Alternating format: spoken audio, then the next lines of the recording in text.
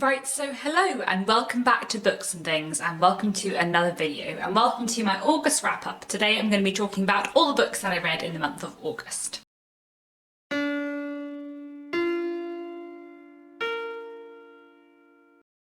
So in August this year I read 14 books. 4 of those were unpublished books that I read for work, and one of them was a book called Jane Austen Early and Late by Freya Johnson, which I read at the very start of August, but I talked about in my Jane Austen July wrap-up already, so I'm not going to talk about that here either, which means I have 9 books to talk to you about today, and I will start off as always with the classics. So I read 2 Victorian books in August. One of them was An Old Man's Love by Anthony Trollope, which I listened to on audiobook. I'm currently trying to work my way through all of Anthony Trollope's novels, and this is one of his last novels. In fact, I think this one was published posthumously after Anthony Trollope had died, and this is my 26th Anthony Trollope novel out of his 47, so I'm making progress through his work. I really enjoyed reading An Old Man's Love. It is one of Anthony Trollope's kind of shorter, more focused books, and reminds me in that way of sort of The Warden and Dr. Wurtle's School in terms of the sort of tighter plotting. It's really about one theme and kind of exploring that idea. So the majority of the novel An Old Man's Love takes place only over kind of a week or two, and it follows a man called Mr. Whittlestaff. He's 50 years old, and after the death of one of his close friends, he has taken in that friend's daughter, who's a woman in her mid-20s, who has been living with Mr. Whittlestaff kind of as his ward for the last 2 years.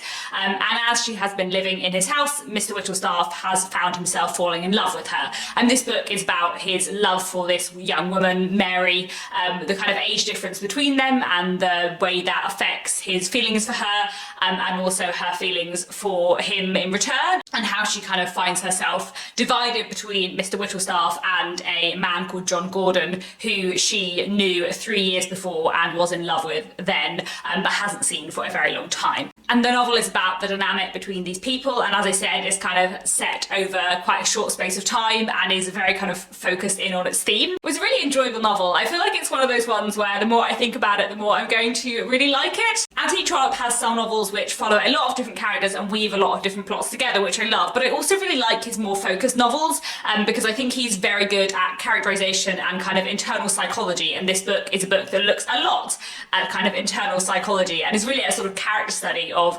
various individuals in a way that I thoroughly enjoyed. It's very funny in places, but also kind of poignant and moving, and I thought it was just done really, really well. I love Anthony Trollope's writing style a lot, and I feel like this was a really great read. I need to work out where I would like place it in my Anthony Trollope ranking, but I'm gonna do an Anthony Trollope ranking video in Victober, so I guess you can find out then, and I'll try and work out how much I love it in comparison to other Anthony Trollope books, because I really loved it, but there are many Anthony Trollope books I love a lot. Another thing I was thinking, there is a Dickens novel, I'm not going to say which one in case it is like vaguely spoilery, because I don't think it's a plot point until like halfway through, but there is a Dickens novel in which a older man, who I think is probably about 50, falls in love with a woman in their 20s, and that's like not the major point of the book, that's just an element of the book, and I feel like Anthony Trollope was reading that Dickens book and thought, I would like to explore this theme more, and then wrote An Old Man's Love. I don't know why I have that in my head, but there's just something about the kind of setup and the characters that reminded me of that element of that Dickens book. That sounds very vague, but if you've read that Dickens book and you know what I'm talking about, then I think you'll find An Old Man's Love a really interesting novel. I really like Anthony Trollope. He's just a very trustworthy pair of hands when it comes to plotting. So yeah, a really great read. Then the other Victorian book I read in August was The Whirlpool by George Gissing. I really like George Gissing. This is the 4th book that I have read by him. I have to say it is my least favourite. I definitely love The Netherworld, The Old Women and New Grub Street more than this. I did enjoy this in many ways, but I didn't think it was as strong as the other novels I've read by him. So The Whirlpool is a strange novel. It's not as focused as An Old Man's Love, so it's a bit hard to explain what it's about. But this novel basically follows 2 people, a man called Harvey and a woman called Alma. And it's about their relationship and their interaction with each other, as well as with the world around them. And the title, The Whirlpool, kind of refers to like the whirlpool of life, and especially of kind of like London, not exactly high society, but like mid-high society, almost high society. A lot of the book looks at kind of being caught up in the whirlpool of life, I suppose, and finding it hard to know how to get out of certain situations.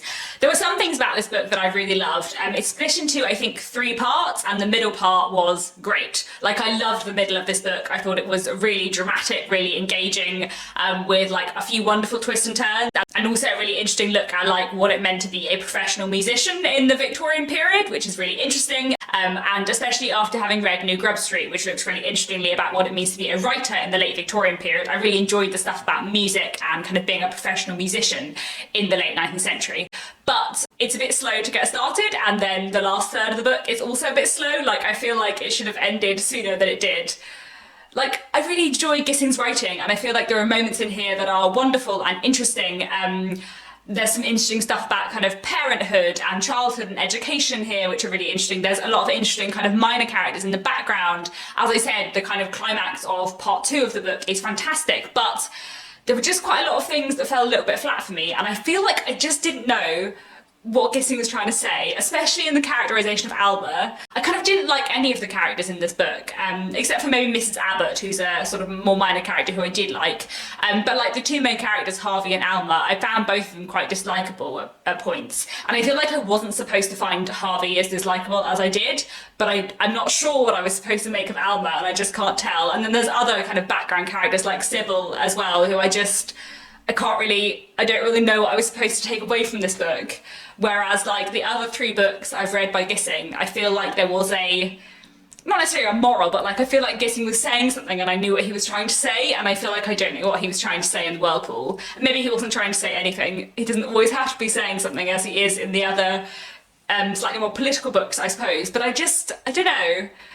I sort of liked many things about this, but also it just wasn't quite so good as the other Gissings I've read. I also read a novel from the Edwardian period this month. I read The History of Mr. Polly by H.G. Wells. I've read quite a lot of H.G. Wells now. I think I've read 4 of his sci-fi works and 3 of his realist works now. And I'm really enjoying H.G. Wells so far, and I think I prefer his realist fiction to his science fiction. And this is another one of his realist novels. Previously, the 2 realist books by H.G. Wells I've read are Love and Mr. Lewisham and Kipps. I didn't love The History of Mr. Polly quite as much as Love and Mr. Lewisham and Kipps, but I did really like it, and there were some things about it that I especially enjoyed. The ending was quite weird, but I quite liked it. So The History of Mr. Polly is basically looking at this man called Mr. Polly. When we meet him at the beginning of the novel, he is kind of in his late 30s, early 40s, I think, and he's kind of looking back on his life, and we kind of go back into his past, look at his kind of childhood growing up in this sort of upper working class environment, going to work as a draper, getting married, and we kind of follow his life to a particular point, and then we kind of follow what happens next. And it's mostly just about Mr. Polly's life. He's very sort of dissatisfied with his life. He doesn't feel that life is something that he enjoys, and he doesn't know quite how to get out of the situation that he's in, which is mostly a situation brought about by him kind of following conventional paths within, late 19th century, early 20th century life, I suppose. So in many ways, I think it's a book about sort of breaking convention and a book against convention. And there are some slightly absurd moments in it. Mr. Polly is a slightly humorous character in places, but also quite an interesting person. It's a weird book. This book is definitely weird. It's weirder than Kipps and Love and Mr. Lewisham. I feel like The History of Mr. Polly was not quite what I expected, but I also did really enjoy it. So it was an interesting read, one I think I'd recommend, but I would probably recommend Love and Mr. Lewisham and Kipps more, because I think I probably preferred their plotting.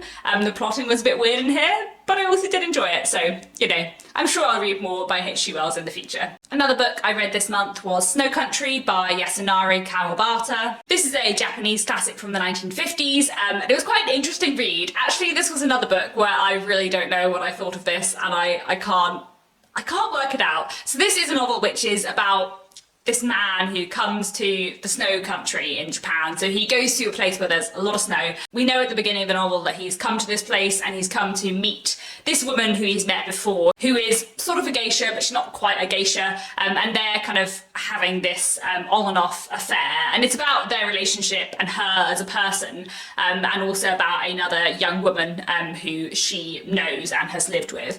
It's one of those books which is sort of over the shoulder in that it's not really about the man, it's mostly about the woman that he's gone to see, and it's mostly about her as a person, I would say. He feels very bland. He doesn't kind of have that much characterization, except that sometimes he's just dislikable. I feel like it's more focused on her, but also I feel like her presentation was weird. I couldn't quite tell what to make of her as a character, and I couldn't quite tell what I was supposed to make of her as a character. I feel like there was something about the presentation of women in this book that I didn't love, but I can't actually put my finger on like specific things. It just didn't feel quite right. I really enjoyed the writing. Some of it was quite lyrical and nice, but I found myself struggling with this book a little bit because I didn't quite know what I was supposed to be taking away. It was a really interesting read. I'm glad I've read it. I've been meaning to read it for ages, but I think there's probably other Japanese classic authors who are slightly more for me. Then I also read Tinker Tailor Soldier Spy by John le Carre this month, which I buddy read with Carolyn from Carolyn's Reading Ramblings. I've been meaning to read this for ages, and I have seen the film several times and love the film, so I really wanted to read the book. And I quite liked the book. It was quite interesting, and it was interesting to kind of see the differences between the book and the film, and kind of follow these characters in this kind of tense spy setting. So basically Tinker Tailor Soldier Spy is about various characters, some of whom still work for the kind of Secret Service in Britain and some of whom used to work for it. They think there is a mole, a traitor within the Secret Service, and they're trying to find out who it is, and this book is about that. There were some things that I really enjoyed about this book. I thought it was quite fun and quite interesting to kind of see into the characters' heads sometimes, but in general I would say I think I prefer the film. I don't know if it's just that this genre works better for me on film. I haven't really read much spy fiction before, and it was much slower paced than I was expecting it to be. I think I was just expecting there to be more action, whereas there's quite a lot of dialogue and like reported action. I think if I had read this book before the film, I might have had a different opinion about it, but it's kind of hard for me to read it separating it from the film because I do really like the film, and I feel like the film is much tenser. This is a spy novel from 1974, and another thing I was thinking was that I don't think I'm that familiar with the 70s as a time period that I can't like picture all of this in my head in a way that I can with a film, I suppose. I don't know. I also did find the presentation of women in here at a few points a little bit annoying, which again, you know, is from the 70s. I'm not very surprised, but obviously the more recent film fixes that. So basically I'm saying I rather enjoyed Tinker Tailor Soldier Spy the book, but I definitely prefer the film, and I'm sorry about that because I know a lot of people always think books are better, but actually for me, I think I prefer the film. Moving on to some contemporary fiction, this month I read Assembly by Natasha Brown.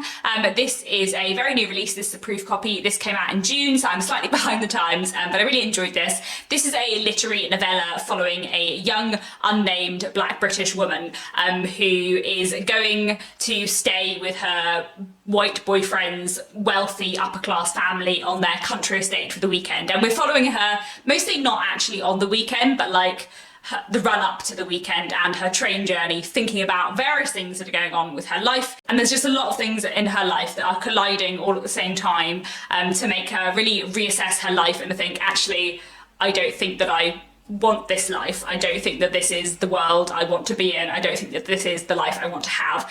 This is a fascinating novel. It is quite a bit more literary than is my usual taste, but I actually really enjoyed it. And I think the fact it's so short meant that even though it is a bit more literary, I still found it really accessible and really interesting. And actually it has a very open-ended ending, which I don't always love, but I really liked here because I felt like I knew what I thought was going to happen next, but I also liked that I wasn't told that that was going to happen next, and I just found it really interesting to think about. I actually read this with a book club, and it was really interesting to discuss with the others kind of what they took away from it too. I think this book has some really fascinating themes. I think the way it looks at race and class and kind of social mobility was really interesting. The narrator works in banking, and she talks about, you know, feeling that she has to be sort of 10 times better than if she were a white man in order to get ahead, and also how she's, you know, she's earning a lot of money and she is wealthy now, but she still isn't part of that kind of upper class white society that her boyfriend is part of. And it's just really interesting to look at all of this stuff, and it's a really, really fascinating read. It packs a lot of themes into a very short book, and it just works very well. So I would highly recommend this. I think this is a really interesting read.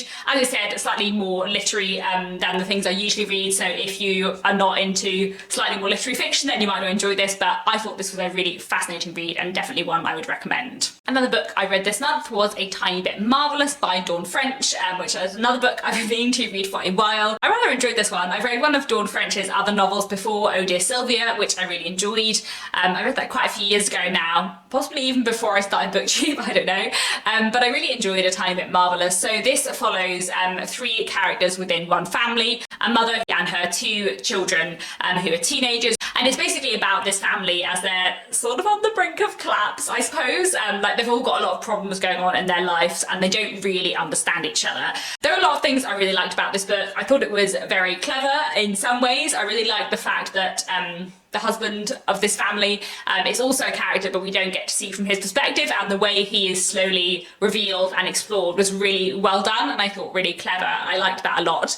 I also really enjoyed the kind of where you get to see a lot how the characters don't understand each other, and sometimes the teenage daughter especially is kind of very frustrated with her mother and the way her mother's behaving, and her mother's very frustrated with the way she's behaving too, but actually you can really see it from both sides and you can understand why they're not understanding each other in a way that works really well. I did sometimes feel that the 18-year-old daughter read a little bit younger than 18, but I still really enjoyed her kind of arc. And the teenage boy, who I think is like 15 or 16 and thinks he's channeling Oscar Wilde, was super fun and I really enjoyed his sections. I thought they were wonderfully written. So this was great fun and one I would definitely recommend. Another book I read this month was Mr. Loverman by Bernardine Evaristo, which I listened to on audiobook. This was a wonderful, wonderful book. This was my favourite read of the month and I loved it. I have already spoken about this a little bit because it inspired me to make a video about my favourite audiobooks, because I feel like the audiobook experience of Mr. Loverman really enriched it. But this was such a great read. So Mr. Loverman is a novel which follows three characters, Barry, Carmel and Morris. Mostly we're looking at things from Barry's perspective. Barry is a man in his 70s. He grew up in Antigua but has lived in Britain for a very long time. He's been married for many decades to his wife Carmel, who he doesn't have a very good relationship with, but he has also for even longer been having a relationship with his best friend Morris. So they have hidden their relationship all of their lives, but now they're in their 70s and Barry thinks, actually maybe I don't want to hide this anymore. And everything kind of goes on from there. We're mostly following things from Barry's perspective, but there also are chapters in second person, but sort of from Carmel's perspective, or focusing on Carmel and her life. I loved Mr. Loverman so much. There were so many things I thought were wonderful in this book. The characterization is amazing. Like, genuinely, I think I said this in my other video, but I feel like everyone who wants to know how to write good characters should read Mr. Loverman, because the characterization is fantastic. Like, genuinely some of the best characters I've ever read. The richness and the complexity of all of these characters was amazing. And Barry especially, he is sexist, he has lots of internalized homophobia, he is rude and judgmental and patronizing to his daughters. He is sometimes so horrible, but also you like him so much and you understand him so much and you get the charm and the complexities of him, and he grows over the novel and it's just wonderful. Like, he's such a great character. And Carmel as well, who sometimes is so unpleasant and judgmental, but also you completely understand, and the way her life and the difficulties she's had over her life is explored. It's just fantastic. Like, there are so many amazing characters in this book, and Morris as well I loved. I liked Morris very much. He was more uncomplicatedly nice and likeable than the other two, but I just thought it was such a wonderful book and so fantastically explored kind of wonderful themes, not just obviously kind of prejudice and relationships and love and marriage, but you know, father-daughter relationships and kind of growing up and coming of age, and you know, London as a place and how bits of London have changed over time, and kind of how society has changed over time. You know, Barry's had a long life and he's looking back over bits of it, and I just loved it so much. And as I said, I think the audiobook added a lot because the audiobook is voice acted wonderfully and it is so funny, and I feel like if I had read the book it wouldn't have been quite so hilarious as it was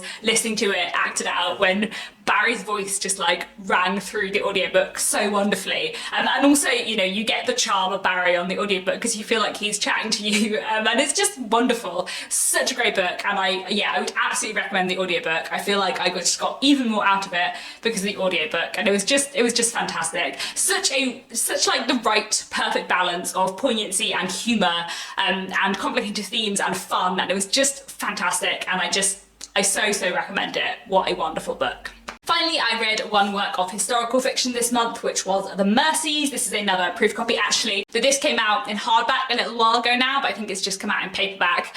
This is a novel by Kieran Mulwood Hargrave, and I buddy read it with Marissa from Blatantly Bookish. This is set in the early 17th century on a Norwegian island, and we're following two characters. Maren, who is a young woman whose father and brother die, along with the majority of the men living in this village on this island in a terrible storm at the beginning of the novel. And after that, Maren and the other women have to kind of take the fate of their village into their own hands. And then the other woman we're following is a young woman called Ursa, who at the very beginning of the book is married to a man she barely knows, and travels with him to this island, where he is going to be the kind of commissioner, the sort of inspector, I suppose, of the island, and has been kind of instructed to look after the welfare of this village, and especially to look out for kind of immoral doings, people not going to church, witchcraft and things like that. And everything kind of goes on from there. I really enjoyed this book. I thought it was so powerful and so interesting, and the themes it explores are great. I felt like it had a wonderfully tense atmosphere through a lot of the novel, and I really enjoyed the relationship between the two main characters, Maren and Ursa. It's interesting, I feel like everything I've heard about this book, the focus was more on witchcraft, and this book does look at witchcraft and superstition and people being afraid of witchcraft, but actually that is an element that isn't really so important until the second half of the book, and really the focus of this novel is about the relationship between these two young women, and I thought the relationship between them was done so well, and that was my favourite part of the book, and I loved it. This was a really interesting historical novel with a great dynamic between two young women, so I'd really recommend this one. It was a really interesting read, and the characterisation was really strong. So that is it for now. Those are all the books that I read in the month of August. Do let me know down in the comments what you read in August. What did you enjoy? What was your favourite book of the month? Otherwise, that's it for now. There's going to be a little bit of a break on this channel. I will be back at some point later in the month with my Victober TBR, and then there is Victober coming up where there will be many videos. So that's it for now. Thank you so much for watching, and I'll be back quite soon, I suppose, with another bookish video.